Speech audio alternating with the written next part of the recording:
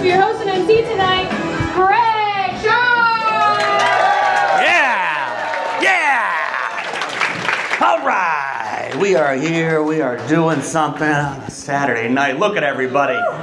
We all got dressed and everything. I love it. How's everybody doing? Thank you so much for coming out. Yeah, it's going to be a good show tonight. A little housekeeping stuff before we get going. You all have one of these cards on your table. We invite you to please fill that out at some time during the show. Give that to your server. And then at the end of the night, we will do a drawing, and one of you will go home with some free tickets to a future show. What do you guys say about that? Yeah. All right. Fantastic. All right. That's an awkward start. Let's start over. Before we get too far into it, anybody out there celebrating anything tonight? We got any birthdays or anniversaries or negative test results? She's not making eye contact with me. What do we got back there? 15-year anniversary. 15-year anniversary. Oh, that's very cute. Do you know what the 15-year anniversary is? I hope not. It's anal.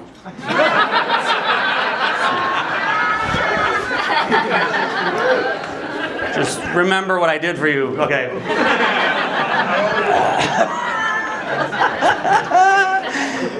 No. All right, you said I'm not acknowledging your birthday if you don't want me to, but thank you. It's a happy birthday to you, and to the rest of you, happy belated birthday. Adult birthdays are weird, right? It's just, I don't know, at a certain point it just becomes really pointless to celebrate your birthday as an adult, and we don't really want to celebrate it. We're all getting older. But I think even more pointless than that, I'm seeing people on Facebook are now celebrating heavenly birthdays. You guys know what this is? Yeah, I saw somebody on Facebook the other day that said, "Happy heavenly birthday to Grandpa Kevin."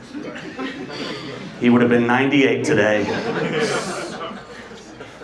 But he's not. What are we doing there? That's not how birthdays work.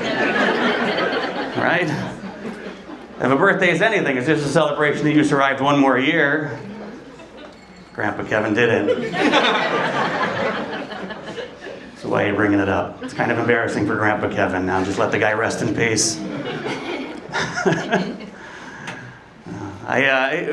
Facebook is weird about stuff like that, I've noticed. Like, anytime somebody dies and there's like a untimely death, all of the Facebook death announcements all sound the same to me.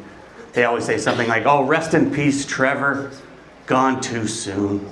Trevor leaves behind a wife and a couple of kids and a bunch of other shit we don't care about." How did Trevor die? They never tell us how Trevor died. That's all we want to know.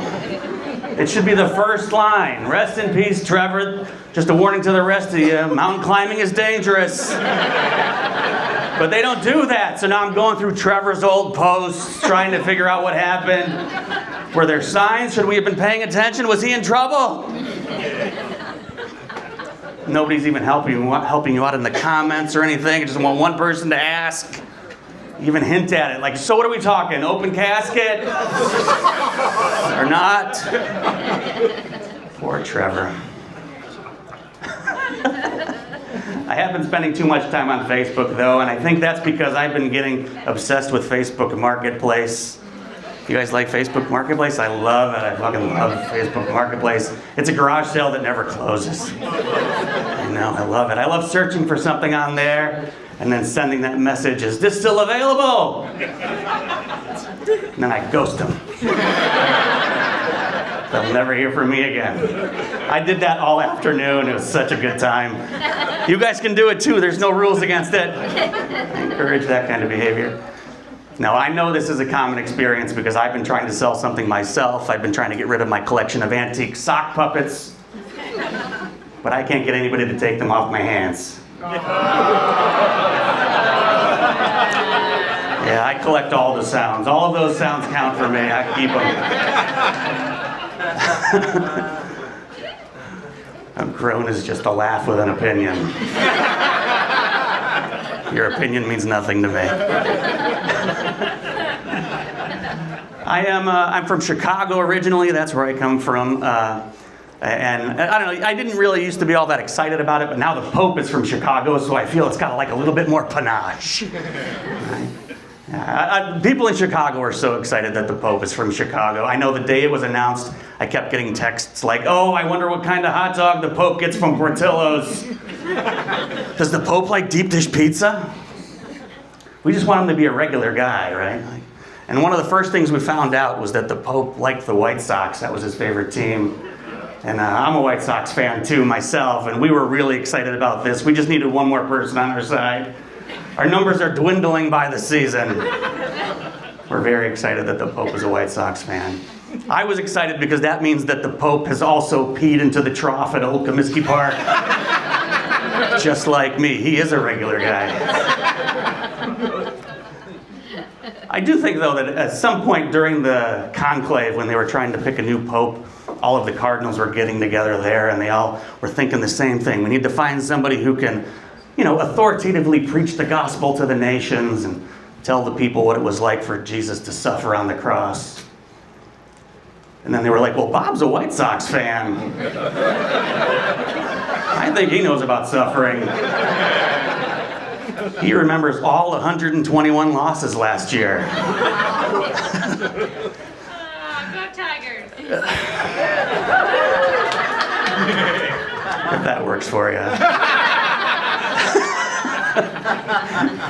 I was just reading this article about how some farmers are now actually. Let me stop. I want to be honest with you people. Whenever I say that I just read an article, chances are I didn't actually read that article. Maybe the headline. Sometimes there's not even an article, to be honest. Let me explain. A couple of years ago, I was dating somebody, and we had met on one of the dating apps, but she was ashamed of that. She wouldn't like to tell people that, so she would tell other people that we met through mutual friends. And obviously that relationship didn't work out because it was all built on a lie. But I think I can relate to that now because I've been getting a lot of my news from TikTok. And whenever I see something on TikTok that I want to share with you, I'll tell you that I read an article about it. See, I was just reading this article about how some farmers are giving their cows marijuana. Yeah, I guess it mellows them out or whatever, improves production. I think this is a terrible idea. We need to put a stop to this. The stakes have never been higher.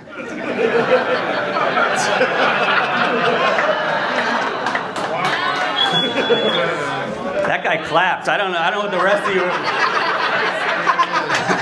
That's the best thing he's heard all day. Thank you for that. I appreciate that. I went a long way for that, and I deserve it.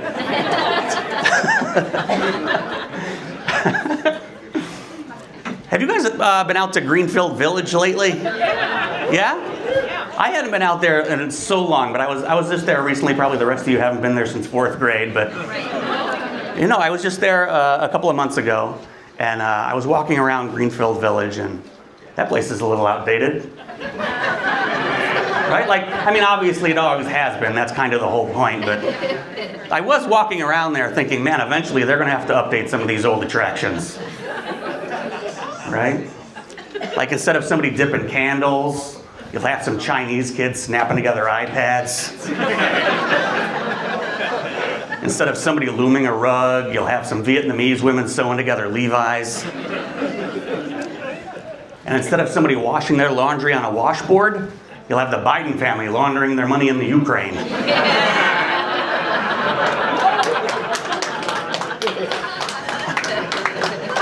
I've never gotten applause for that joke in Ann Arbor, ever. Thank you so much.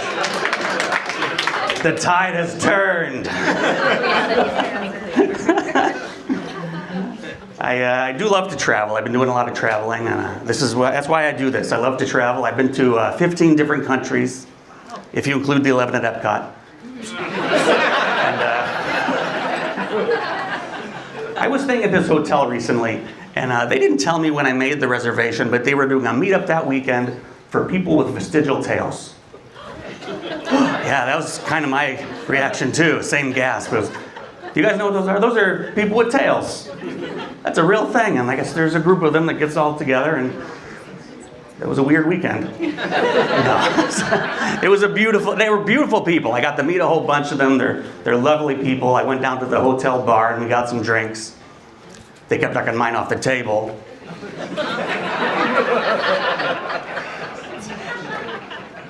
with their tails. I just got back from Vegas. I had not been out to Las Vegas in a long time, so this was my first time experiencing this. I was walking down the Vegas Strip, and there was a guy standing next to a limousine, and it was his job to get you to get into his limousine, and then he would take you to the strip club that he was working for. I was fascinated by this. I was watching this all play out. There was this older couple walking by, and he yells out to them, "It's couples night at the strip club. Free buffet." Like they were going to go for the buffet, but they didn't. They just kept on walking. And behind them, there was two Japanese businessmen, and he yelled out to them, "Full nudity! No pixelation." Yeah, you can always tell who's seen Japanese porn by who laughs at that part of the joke. Sorry, I didn't mean to call this table out directly, but no. They liked the pixelation. They just kept on walking, I guess. He saw me coming. He sized me up right away because he yelled out, "Bacon and titties!" How did he know those are my two favorite things? And bacon, too.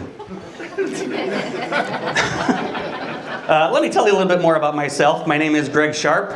I give these bracelets out wherever I go. They say, "I'm glad you're here," because I'm so glad you're here. I deal with depression, so any opportunity that I get to try and make people giggle is a day that I'm glad that I'm here. So thank you all so much for giving me this opportunity. I appreciate you. Thank you. I have enough of these here for everybody, so please come see me after the show. I'll be at the table in the back. I have enough of these here, so I just want everybody here to leave knowing that the world is a better place with you in it. So happy birthday to you. You get the first one. Yeah. I have $1 million idea. I'll take investors after the show, too, if you're interested in this. Because I want to start making kayaks out of recycled Axe body spray bottles. We're going to call them douche canoes. If you are interested in supporting that idea, I am selling stickers, too, that say douche canoes, go for a row on a summer's eve. I've also got bacon and titties, if that's more your thing. Yeah. Anybody gotten a facial lately? Nobody knows how to answer that question, do we? Yeah. It's because we're all sophisticated people here. We're at a comedy show on a Saturday night. We all know that facials are two different things. Right? There's the facials that you pay somebody to give you at a salon. It's very professional. You come out of there and your skin looks better. And then there's the facials that are kind of a surprise.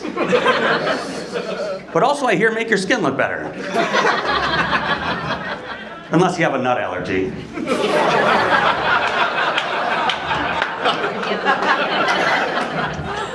And all I'm suggesting is we should probably change the name of at least one of those. Right? You guys feel it. It's way too awkward.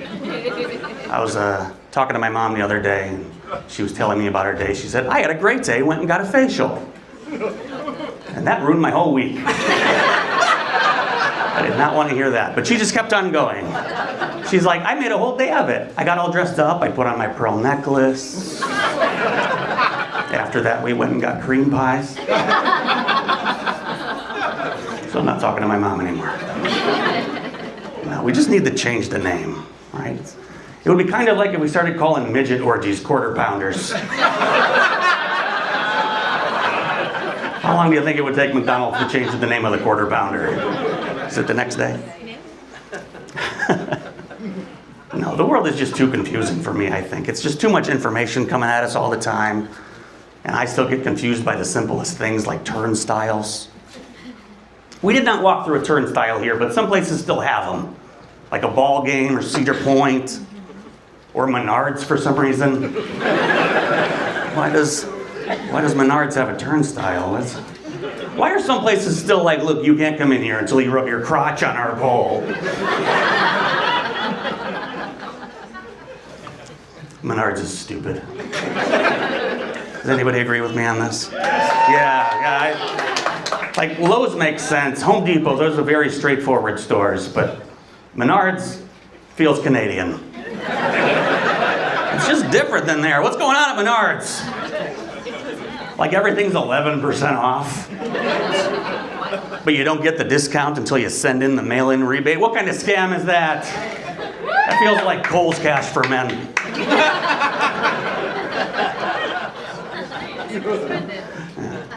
They sell everything that you would expect at a hardware store. Like you can get plywood there. You can also buy milk. Who is going to Menards to buy the milk?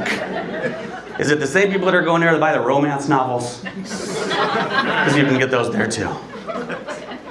So wait, you're telling me that I can get milk and romance novels and plywood all in the same shopping trip, but I can't get any of them until they're at Menards on your pole? Yeah, you guys are already in a pretty good mood. Are you ready to have a great show tonight? Oh, you're in for a really big treat. I'm excited for you to be here. You guys ready for your feature act of the evening? Yeah. Let's keep that energy going. Welcome her to the stage. She has been seen at clubs and rest stops all across the country. Please make her feel very welcome. Start clapping right now for Connie Ettinger.